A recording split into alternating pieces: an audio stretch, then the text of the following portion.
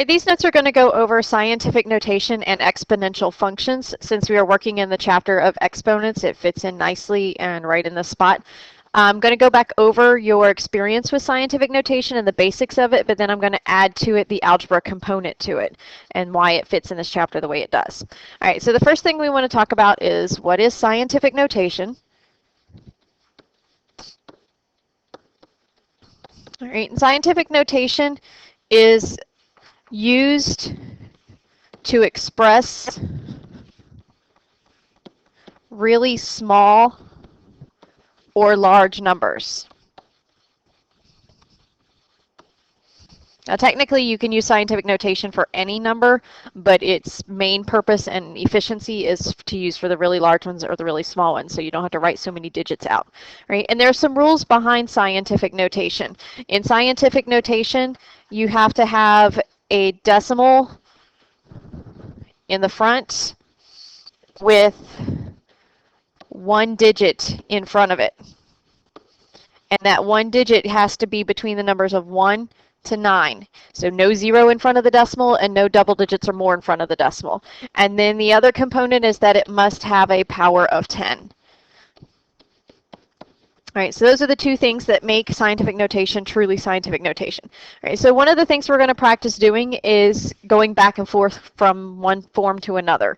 Right, so the first thing I'm going to have you remember to do is how to rewrite in standard form.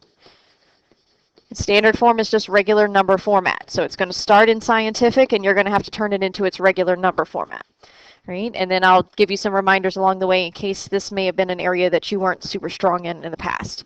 Right? And I'm only going to show you this through examples. There's nothing else to write down. Right? So if I take and give you 3.128 times 10 to the third power, right? You don't want to type that in the calculator. There's absolutely no reason to. It's all about moving the decimal left or right. The exponent tells you which way to move it and how many times to move it. So this exponent right here is going to tell us to move to the right. All positive exponents, you move to the right, and then you move it 3 times. Okay, so you take the decimal from its current location and you move it 1, 2, 3 times to the right, and where it stops is its new home. So this gives us the number 3,128. That's standard form for scientific notation that we just did. All right, so let's take a look at a couple of other variations of these. If I give you negative 6.4 times 10 to the fourth power, this is the only time you're allowed to use an x for multiplication, by the way. You can use a dot, but typically x's and dots are the only thing that gets used. To scientific notation, the x is not a letter. It's an actual multiplication sign. Right? So I do let you use that x here and only here. Right? When you have a negative number in the front, that just means your answer is actually negative. You're still doing the same process. So we're going to take this decimal and we're going to move it 4 times to the right. So 1, 2, 3, 4. Anytime you have spots that don't have a number, you fill them in with zeros. So this is negative 64,000. Okay, and that's the number that comes out. Right? Your calculator is limited on scientific notation. It will only do certain things to a certain degree, so it's better to just take and do it without the calculator, right? Just to make sure that what you're getting is correct. Right, so if I have 3.9 times 10 to the negative 1 power, the negative exponent is going to tell you to move left, just like on a number line. Negative numbers are to the left, positive numbers are to the right. And you go left 1 time. So in this case, when I scoot the decimal left 1 time, here's its new home in front of the 3, so this is 0.39. Please make sure I can see your decimal. If I can't read that decimal and it doesn't look like 1's there, I have to mark it wrong. You have to make it clear enough that the person reading your paper can see that that's exactly what you meant. Okay, and then if I give you 6.12 times 10 to the negative 5, just to give you some more practice with the negative ones, again, take that decimal and go left 5 times. So 1, 2, 3, 4, 5, and that's its new home. Fill in all those empty spots with zeros. So it's 0.0000612. Do not cut any of the digits off. All the numbers must still remain in the actual number, right? They just are behind a bunch of zeros now. Okay, so that's how to go from scientific into standard, which most of you are probably really good at that. Okay, that's one of the easiest things that students have to do. The reverse is sometimes tricky for some people, not everybody. Right, so now we want to take and rewrite in scientific notation. And here's where the rules come in. If you don't follow those rules, you're not going to get the right answer off of it because you're not going to get the right number in the right spot. All right, so we'll take a look at some of these. Okay, so for the first one, if I give you 52,314, okay, you always want to figure out where the decimal is currently, and if you can't see the decimal, they're always in the very back. They'll never write them there, you just have to know that they're there. All right, so the decimal's in the back. We want to make sure that we move that decimal to where only one digit's in front of it. Right now it's got 5 digits in front of it. So we've got to move it to where only one number's in front. So if I move it once, that's not enough because there's still 4. Move it again, there's 3 in front. Move it again, there's still 2 in front. I have to move it one more time. So my first part of my answer is 5.2314. Do not cut any of those numbers off. So you've got the first part. Now you have to do the times 10 part. In order to figure out the exponent, okay, anytime you have a big number, bigger than 10, or if the zeros are in the back, you're always going to have a positive exponent. So we move this 4 times, and it's positive 4. So the easy way to remember is if your zeros are in the back, it's a positive exponent. If your zeros are in the front, it's a negative exponent. All right, so I'll show you what I'm talking about when I actually have some more zeros here. All right, if I have 3.2, this one usually catches and tricks up a few people just because they don't know what to do with it. 3.2, if you look at your decimal, it's there. It's already got one digit in front of it, so we're not moving anything. But you still can write it in scientific notation. You write 3.2 times 10, and how many times did you move the decimal? None. So you use your power of 0. And if you recall from our properties, 10 to the 0 power is 1. 1 times 3.2 still makes 3.2. Right? But scientific notation must have a power of 10, even if it's a 0. So be very careful with that. It's not a trick question. It's just meant to be a little easier for you. All right, for the next one, if I have negative 0.0471, okay, the negative sign just transfers right down into my answer. Okay, that's not a problem. Now, I have to move the decimal because I'm not allowed to have zeros in front of it. So if I move it one time, I still have a 0 in front, so I got to move it again. And now if I move it again, I have a 4 in front, and that's good. So we want 4.71 times 10. And now if you look, here's the 0 trick I was talking about. If the zeros are in front of the number, you're going to have a negative exponent. So we moved it 2 times, so that's negative 2. If the zeros were in the back, you would have a positive exponent. So kind of use that as your guiding factor when you're trying to write these. It does make it a little easier and quicker to think through. Okay, one last one under this one. If I have 0.0000428, notice my zeros are in the front, which means I'm going to have a negative exponent. That I can already tell. Right? So when I get there, I'll be able to write it. So I want to move this decimal until something is in front of that decimal that's not a 0. So I have to keep moving it until it's right behind the 4. So 4.28 times 10. We moved it 1, 2, 3, 4, 5 times, and because the zeros are in the front, it's going to be to the negative 5th power. Right? So there's your scientific notation review. Now the next part, which is the algebra piece, you have to actually calculate using scientific notation. So it's not just enough to know how to go back and forth, you now have to be able to multiply and divide with it. We are not adding and subtracting, it is simply multiplying and dividing. All right, so I will show you a couple of examples and we'll see how it works for you and see what problems you still have once you get to class. So if I give you the problem of 2.5 times 10 to the 4th power times 5.8 times 10 squared. You do not need to turn everything into a standard form number. Leave it in scientific notation. It will actually work out a little faster for you, and you don't have to do so much converting back and forth. If you forget, though, you can certainly go back and do the old-fashioned way, right? But try and use your exponent rules to help you out. The way you want to do this is take your first numbers, your decimals, 2.5 and 5.8. Those are like your coefficients. Multiply them together, just like we've been doing. So 2.5 times 5.8 is 14.5. Okay, then get the power of 10. Well, because we have the same base, the exponent rule says that if I have the same base, I can add my exponents together. So I've got 4 tens over here and 2 tens over here. That means I have 6 tens. So now look at your answer. Your answer is very close to being done, right? But it's not in the correct format because remember, you can't have 2 numbers in front of the decimals. So we've got to move this decimal one more time to make it work for us. Okay, so we're going to take and move this decimal so that it's between the 1 and the 4. So in our final answer, we're going to have 1.45 times 10, and here's where you've got to be careful. Because you moved it to the left, you added another place value. So it's not going to be 6 anymore, it's going to be 7. Okay, so it's 10 to the 7th power. Okay, and if you're not sure, you can always convert it back and forth and see if they match. But this is the quickest way to do these. And notice, we didn't have to convert anything. It was just a matter of using our rules to help us out. All right, so let's do another multiplication problem before we switch to division. Okay, if I give you 1.5 times 10 to the negative 4th power, all in parentheses, raised to the 3rd power. Okay, and this is exactly like what we did with our properties. When you have a power outside, you're going to distribute it to everybody inside. So this power of 3 goes to the 1.5 and it goes to the 10. All right, so now we're going to have 1.5 to the 3rd power, and we'll figure that out in a minute, times 10 to the negative 4th power, all raised to the 3rd power. So you can see where your properties are coming in. 1.5 to the 3rd power is going to make 3.375, which is good news for us because that means it's okay to be that way. We don't have to move anything extra. The number in front of the decimal is only 1 digit. When we go to do our power of a power, remember that's when you multiply your exponents. So this becomes 10 to the negative 12th power. Okay, so there's your final answer because there's absolutely nothing more to do to it. This is the one and only time, by the way, in case you haven't caught on, that you are allowed to have negative exponents as well. Scientific notation welcomes negative exponents. None of the other problems we do will accept them. All right, so the last thing I have to show you before we talk about exponential functions, okay, are some division problems. And division problems work the same way as multiplication with the exception of your division rules. So for the first one, I'm going to show you if I have 1.82 times 10 to the negative 1 divided by 1.4 times 10 to the negative 3.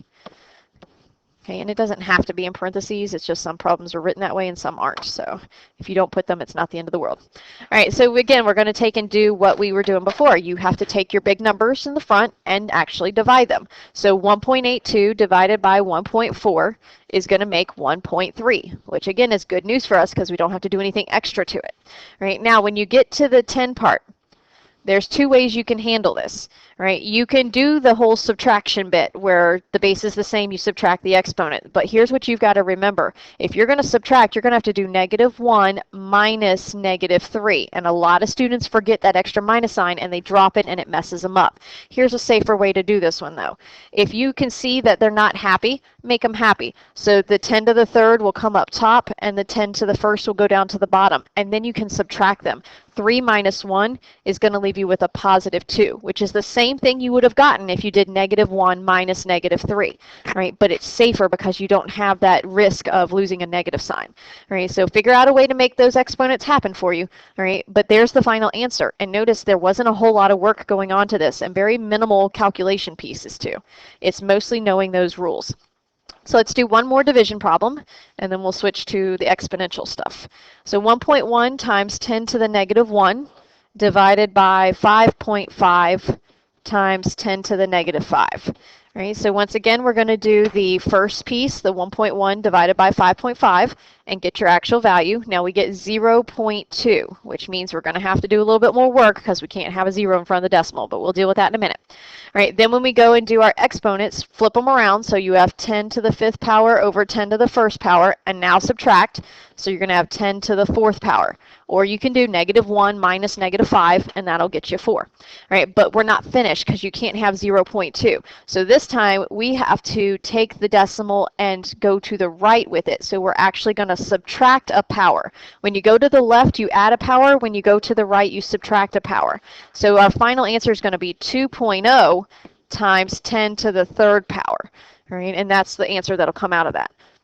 So that's going to be the trickiest part for you guys, is knowing when to take a power away and when to add a power. But if you stop and think about what you're doing, you can actually get it right without any kind of confusion. All right, the last part we want to talk about, and it's very little information because you don't have to go into too much detail with it.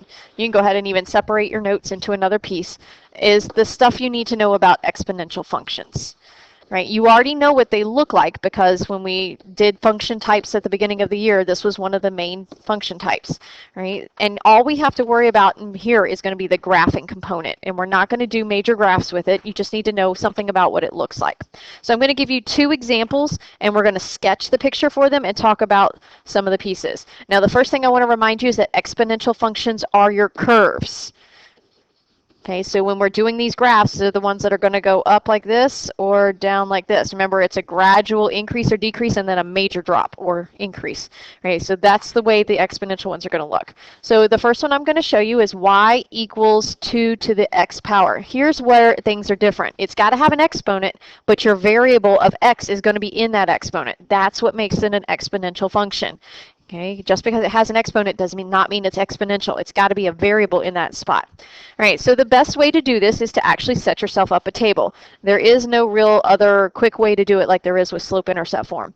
Right, and when you do this, you want to make sure that you pick enough values that you can see what's going to happen. All right, so I'm always going to start with -1, and then I'm going to go forward to the positives because you can see more with your steps when you go to positive. So I'm going to go -1 to +2, right? And what you have to stop and think about is what each y value is going to be. So if I have 2 to the -1 power, what's it going to be? 2 to the 0 power, 2 to the first power, 2 to the second power, right? 2 to the -1 power, remember it's not happy, so we take and we flip it and we get 1/2, right? You guys know how to do that by now, so it's not like it's a trick or anything that I'm showing you for the first time.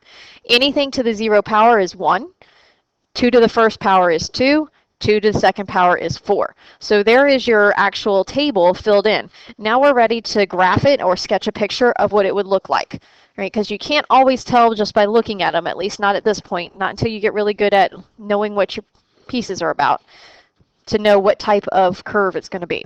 All right, so here's our graph. We want to do -1, +1/2. So -1 and +1/2 would be about right here. Oops, let me get it over a little bit further.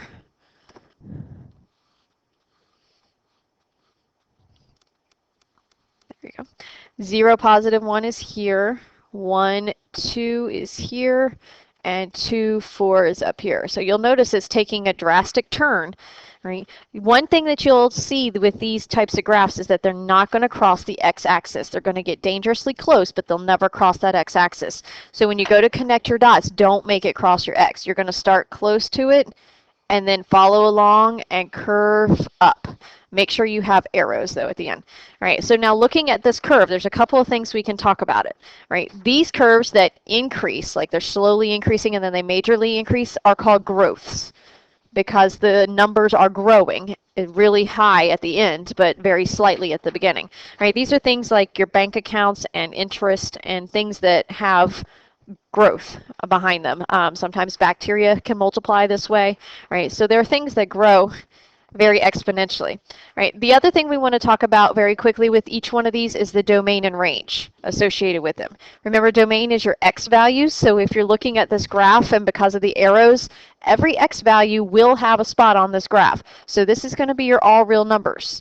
But there is a limit to the range. You'll notice that the range never goes below the x-axis, so it never goes below a y value of 0. So this one is going to be y such that y is greater or equal to 0. Okay, and one thing that you'll notice is that all of the curves that we're going to be doing are going to have the same domain. They will always be all real numbers, right? It's the range value that could possibly change depending on which way the curve is going. So all increasing curves or growth curves will have y is greater or equal to 0. Right, so now let's take a look at the other one, and this is all the exponential function business you'll have to know. Okay, is what I'm showing you here. So let's do y equals -3 to the x power. Okay, and actually the parentheses don't need to be there on this one. Okay, so what this means when you go to make your table, because you're going to use the same values again, -1, 0, 1, and 2, is that you're taking -3 to the -1, -3 to the 0, -3 to the +1, and -3 squared. Right? And because there's no parentheses, that negative sign is going to stay in our answer. So when we do -3 to the -1, you're really making it 1/3, and because that negative sign's out in front, you're going to make it negative 1/3. Then on the next one, 3 to the 0 power is 1, so you need negative 1. 3 to the first power is 3, so you need negative 3. 3 squared is 9, and that makes it negative 9. Had there been parentheses, everything would have changed. But because there's no parentheses, this one's going to look a little different than the one above. So here are your y values. And now we're going to sketch a picture of it. Okay, now with negative 9, you will have to have a longer y-axis, right? But that's okay. We'll just scoot the x-axis up.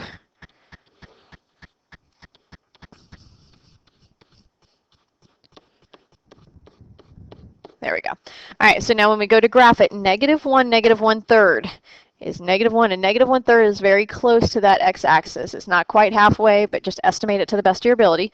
0, negative 1, 1, negative 3, and 2, negative 9. So you can tell by the shape of your dots that it's going downhill. So you're going to start right underneath the x-axis, and you're going to curve down to make it go through. Right, now in this case, instead of it being a growth, this is what is known as a decay. It's either growth or decay. And if you think about it, this is where things like a house or a car depreciates. As soon as you drive it off the car lot, the value of the car goes drastically down. It exponentially decreases. That would be a decay. So when you talk about exponential functions, they either grow or they decay. All right, so it's the increase or decrease part, but we only say growth and decay. All right, so now back to the domain and range part, and then we're finished. For domain, again, if you look at it, every x value will have a spot somewhere on here. We can always plug any number in up there for x and get a value. So this is, once again, all real numbers. That's what this will never change. All real numbers is exactly the same no matter which way the curve is going. The range, though, in this one is going to be different. Because the range is all below the x-axis, this is going to be y such that y is less than or equal to 0, because it's everything underneath of that 0 value. So that's the only difference between the two curves. Besides the name and the way the curve looks, the range is the major piece that's different, and the actual equation. Notice in your equations, the exponent has to be a variable. All right, so now that you've seen this video, you can go through and take your Edmodo quiz and see what happens.